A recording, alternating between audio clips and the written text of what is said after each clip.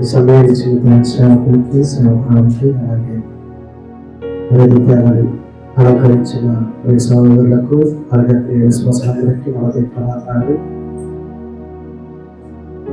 ఈ అవకాశము ఒక నలుగురిగా అవసరంగా కూడుకొని ఒక స్నేహితుడు ద్వారా వచ్చిన అవకాశం అది కేవలము దేవుని ద్వారా దేవుడు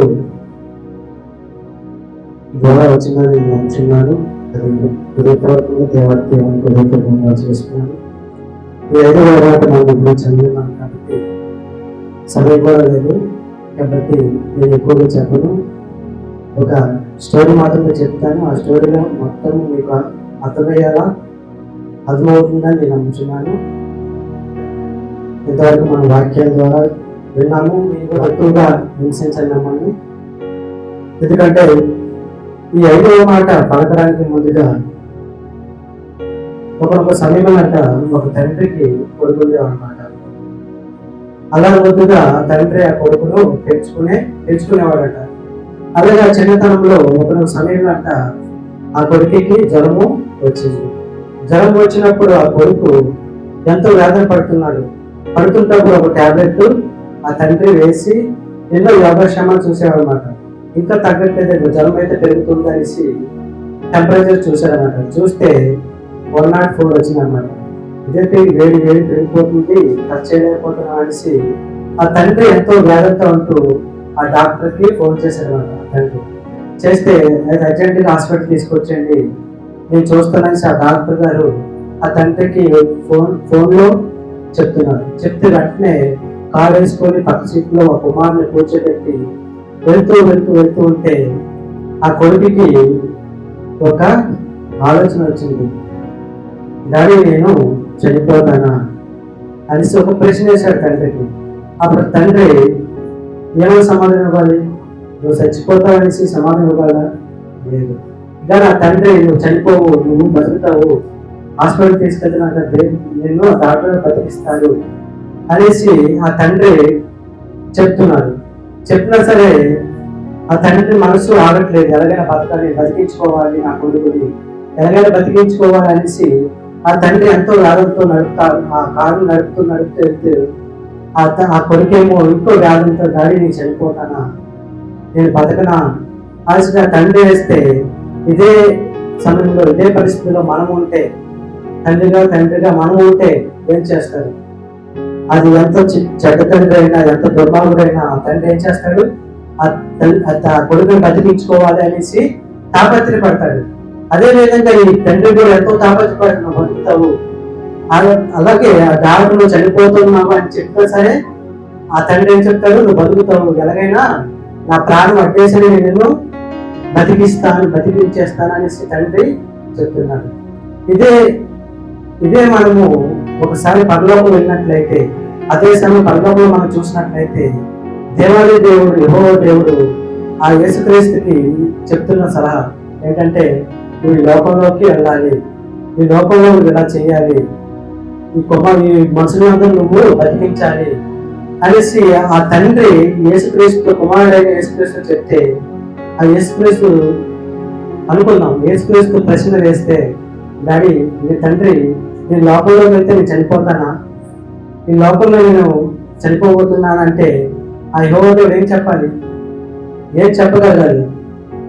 మనం ఏం చెప్తాం అనేసి అనుకుంటే యెహోవా దేవుడు ఏం చెప్పాడంటే, మనం అనుకుంటే ఆ యెహోవా దేవుడు ఏం చెప్పాడంటే, నువ్వు ఈ లోకంలో చనిపోవడమే కాదు, నరకయాతన పెడతారు, ఎన్నో ఇబ్బందులు పెడతారు, ఎన్నో సమస్యలు పెడతారు, ఎన్నో కొరడాల దెబ్బలు కొడతాడు, ఎన్నో దెబ్బలు కాయాలి, ఆ పాటలోకి ఎన్నో దెబ్బలు కాయాలనేసి ఆ తండ్రి చెప్పకనే చెప్తాడు. అది అనుకుందాం, ఇది స్టోరీ అని అనుకుందాం, దాని స్టోరీలో ఎంతో మర్మము దాగి ఉంది. కాబట్టి ఈ వాక్యం మనం చూసినట్లయితే మొదటగా ఒకసారి చూద్దాం. ఒకసారి లేఖనము నెరవేరినట్లు అంటే తండ్రి లేఖనము అంటే తండ్రి చెప్పాడు నువ్వు చెయ్యాలి, ఈ లోకంలో చనిపోవాలి, ఈ లోకంలో నేను ఎంతో సృష్టించాను, ఎంతో మంది సృష్టించాను, ఆ మనుషులు పాపాన్ని తొలగించాలి అనేసి ఒక లేఖనం ఇచ్చాడు.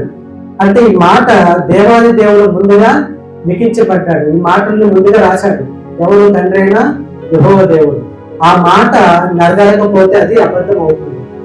కానీ అది అబద్ధం అవ్వకుండా నిజం అవ్వాలి, ఆ నిజం జరగాలి అనేసి కుమారుని పంపించి ఆ నిజాన్ని జరిగించాలని, ఆ లేఖనం నెరవేరాలనేసి ఇక్కడ తెలియజేస్తుంది. ఆ లేఖనము ఎలా నెరవేరిందంటే ఒకసారి మనం చూసినట్లయితే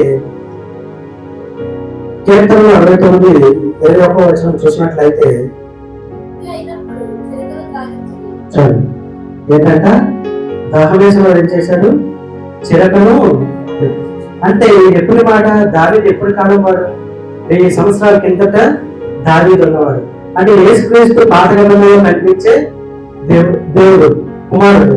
అలాగే ఎప్పటి మాట ఎప్పుడు జరిగింది అంటే ముందుగా దేవాది దేవుడు ముందుగా జరిగించాడు కాబట్టి లేఖనము ఇక్కడ నెరవేరింది. కుమారుడైన యేసుక్రీస్తు ద్వారా నెరవేరింది.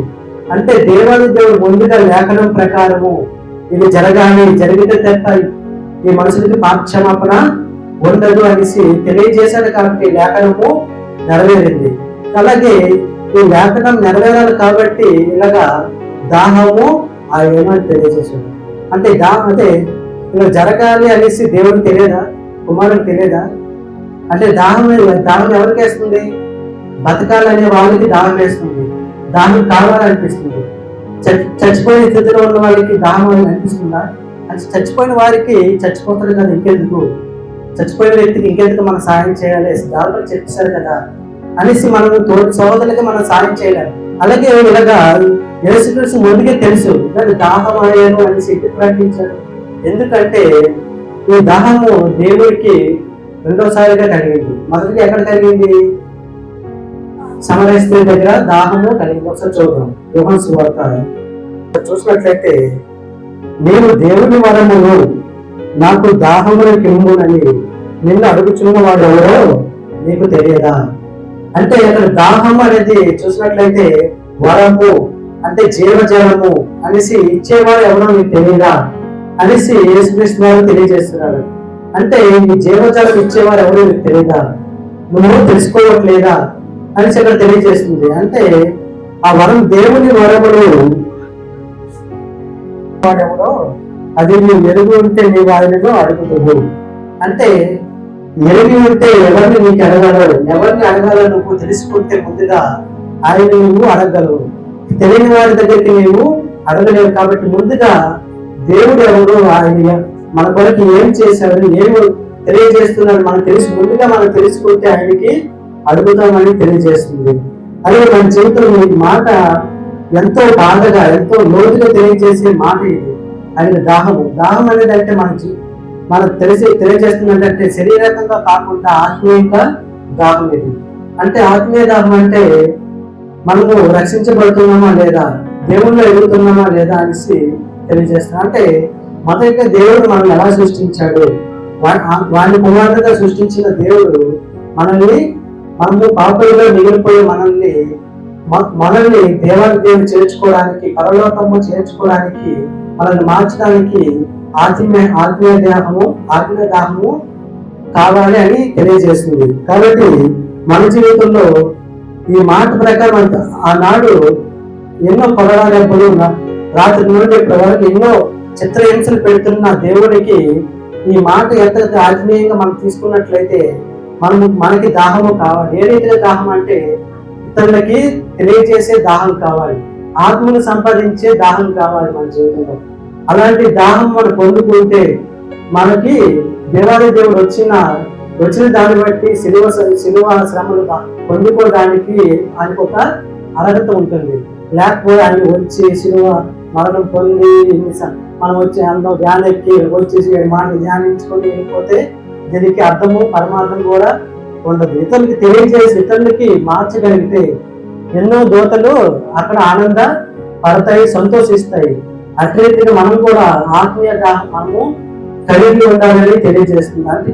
కాబట్టి యెహోవా దేవుడు తెలియజేస్తున్నట్టుగా ఇలా కుమారుడు చూపించాడో ఆ విధేయతను బట్టి మనం కూడా విధేయత కలిగి సేవకులు కావచ్చు, ఈ వాక్యాన్ని తెలియజేసే ప్రతి ఒక్క సేవకులు వాళ్ళ మాటలు విని ఇతరులకి తెలియజేసే విధంగా మనం ఉండాలనేసి ఈ 5వ మాట మనకు తెలియజేస్తుంది. కాబట్టి మన జీవితంలో ఈ 7 మాటలు ఎంతో విలువైనవి, మన జీవితంలో నమలు వేసుకోవాల్సినవి ముందుకు సాగడానికి ఎంతో ఉపయోగపడతాయి. కాబట్టి 7 మాటల్లో 5 మాటలు మనము విన్నామని మన మనసులో ధ్యానించుకొని ప్రార్థన పూర్వకంగా మనం ఉన్నట్లయితే ఈ మాటలు మనకు ఎంతో మేలుకరంగా మన జీవితాన్ని ధన్యకరంగా ఉంటాయి. కాబట్టి ఈ వాక్యం దేవుడి గురించి ఆశీర్వదించుగాక.